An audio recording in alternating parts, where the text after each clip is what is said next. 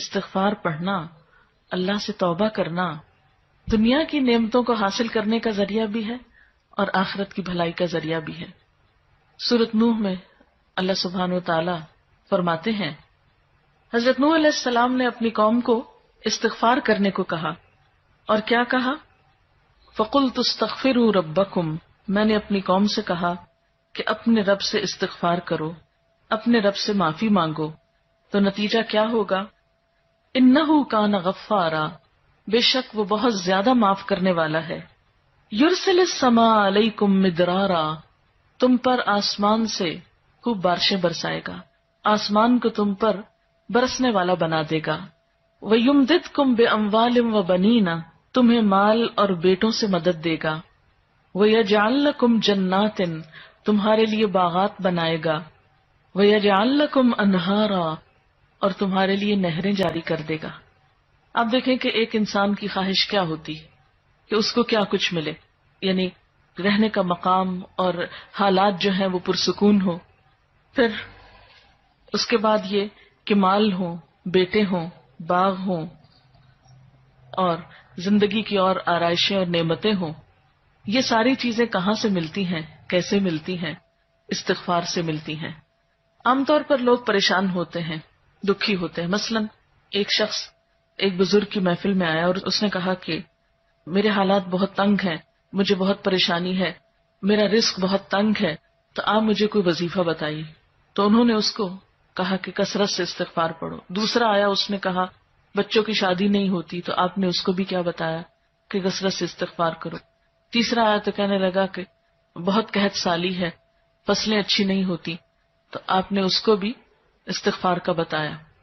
تو کسی نے ان سے پوچھا کہ بھائی 3 لوگ آپ سے 3 ڈفرنٹ مسئلے لے کر آئے ہیں، اپنی پریشانیاں لے کر آئے ہیں، آپ نے تینوں کو ایک ہی چیز بتائی ہے، تو اس پر انہوں نے یہی سورۃ نوح کی آیت پڑھ کر سنائی کہ دیکھو یہ قرآن میں اللہ کا وعدہ ہے، اور اللہ کا وعدہ سچا ہے۔ اللہ تعالیٰ کی بات سے بڑھ کر سچی بات کس کی ہو سکتی ہے؟ ہمارے پڑھنے میں کمی کوتاہی ہو سکتی ہے، لیکن اللہ کی بات میں کوئی شک نہیں۔ ذالک الکتاب لا ریب فیہ، یہ وہ کتاب ہے جس میں کوئی شک نہیں۔ لیکن یہ ہے کہ بعض اوقات ہم خود پڑھنے میں کوتاہی کر دیتے ہیں، تو جن کا رشتہ نہ ہو رہا ہو وہ بھی، جن کا ہو چکا ہو اور شادی کے پرابلمز ہو وہ بھی، جن کا ہو چکا اور پھر بچے نہ ہو وہ بھی، ان سب کے لیے ایک ہی وظیفہ ہے، اور وہ کیا ہے؟ استغفار کا۔ پھر اسی طرح ایک اور جگہ پر ایک اور پیغمبر نے اپنے لوگوں سے کہا وَاسْتَغْفِرُوا رَبَّكُمْ ثُمَّ تُوبُوا إِلَيْهِ إِنَّ رَبِّي رَحِيمٌ وَدُودٌ، اپنے رب سے معافی مانگو اور اس کی طرف پلٹ آؤ، بے شک میرا رب رحیم ہے اور اپنی مخلوق سے بہت محبت رکھتا ہے۔ یعنی جب کسی بندے پر کوئی تکلیف آتی ہے تو ایسا نہیں کہ اللہ تعالیٰ اس پر خوش ہوتے ہیں اور جان بوجھ کے ستانا چاہتے ہیں بندوں کو۔ اللہ تو بندوں کے حق میں بہت مہربان ہے۔ پھر سوال یہ پیدا ہوتا ہے کہ تکلیف آتی کیوں؟ اگر وہ ہم سے محبت کرتا ہے اور وہ بہت مہربان ہے، تو بات یہ ہے کہ کچھ چیزیں ہم اچھے حالات میں سیکھتے ہیں اور کچھ چیزیں ہم ہارڈ شپ سے سیکھتے ہیں۔ کچھ نعمتوں کی قدر ہم اچھے طریقے سے ویسے ہی کر لیتے ہیں، اور کچھ چیزوں کی قدر ہمیں اس وقت آتی ہے جب کوئی مشکل پیش آتی ہے۔ آپ دیکھیے کہ اس کی مثال یوں ہی ہے کہ جیسے کچھ کھانے آپ کچے ہی کھا لیتے ہیں، جیسے فروٹس وغیرہ ہیں، آپ کو پکانے کی ضرورت نہیں ہوتی، لیکن کچھ کھانے آپ کو پکا کر کھانے ہوتے ہیں۔ اسی طرح زندگی میں کچھ حالات ایسے ہوتے ہیں کہ جن میں آپ آرام سے سیکھ جاتے ہیں، یا کچھ باتیں آپ کو بغیر کسی مشکل کے سمجھ میں آ جاتی ہیں، لیکن کچھ باتیں آپ کو مشکل آنے پر سمجھ آتی ہیں۔ اور جس طرح انسان پختہ اور میچیور ہوتا ہے مشکلات میں، آپ نے دیکھا ہوگا کہ جو بچے ہارڈ شپس میں پلتے ہیں وہ بڑے ہو کر ان میں اسٹیمنا زیادہ ہوتا ہے، لیکن جو بچے بہت نعمتوں میں اور نازوں میں پلتے ہیں وہ اتنے بہادر اور اتنے ہمت والے نہیں ہوتے۔ اس لیے دھوپ اور چھاؤں، غم اور خوشی، دونوں اس کائنات کا حسن ہے۔ دن اور رات ایک بہت بڑی نشانی ہے ہمارے لیے۔ تو اس لیے جب تکلیف آتی ہے تو اس موقع پر انسان اللہ کی طرف زیادہ رجوع کرتا ہے، اللہ کو زیادہ یاد کرتا ہے، زیادہ ذکر کرتا ہے، اور اس طرح انسان کے گناہ دنیا میں ہی معاف ہونے لگتے ہیں۔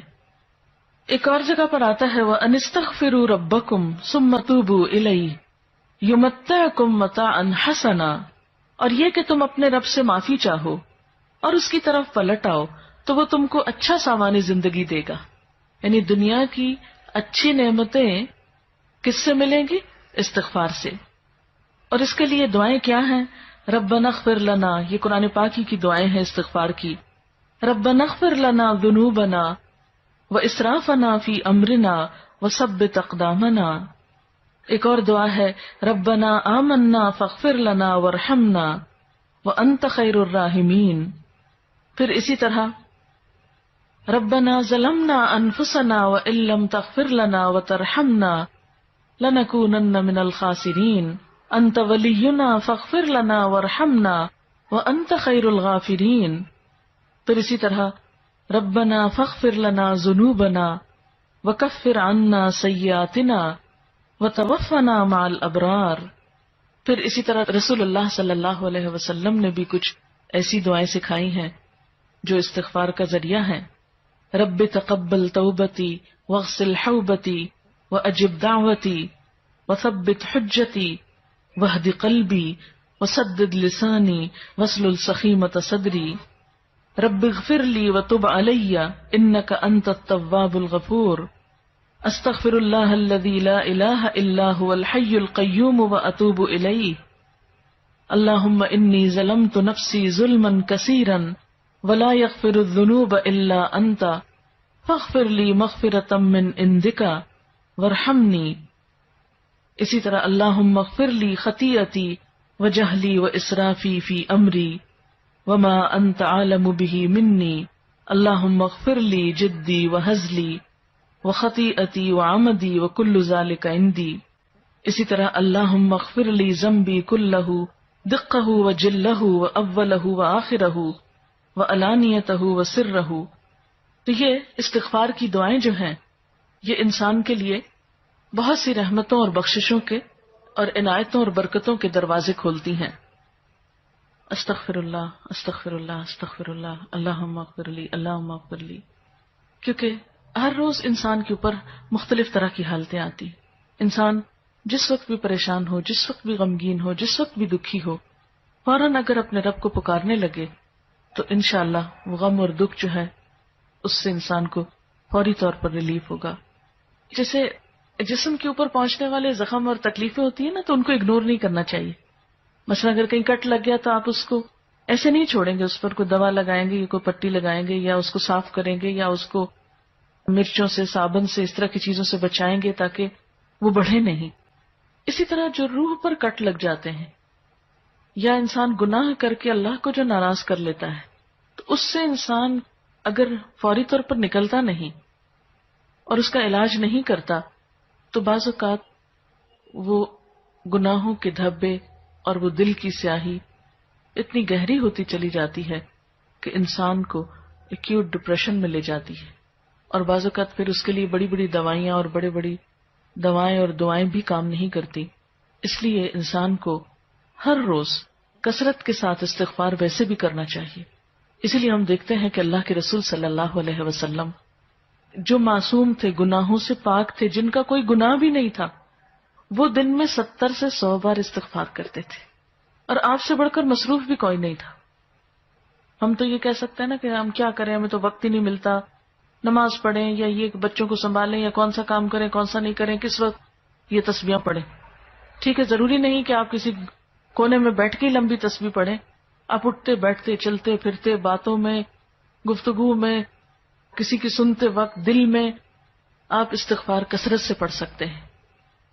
اور جب آپ سے پوچھا گیا کہ آپ کے تو گناہ نہیں پھر بھی آپ اتنی استغفار پڑھتے ہیں تو آپ نے فرمایا افلا اکون عبدا شکورا، کیا میں اللہ کا شکر گزار بندہ نہ بن جاؤں؟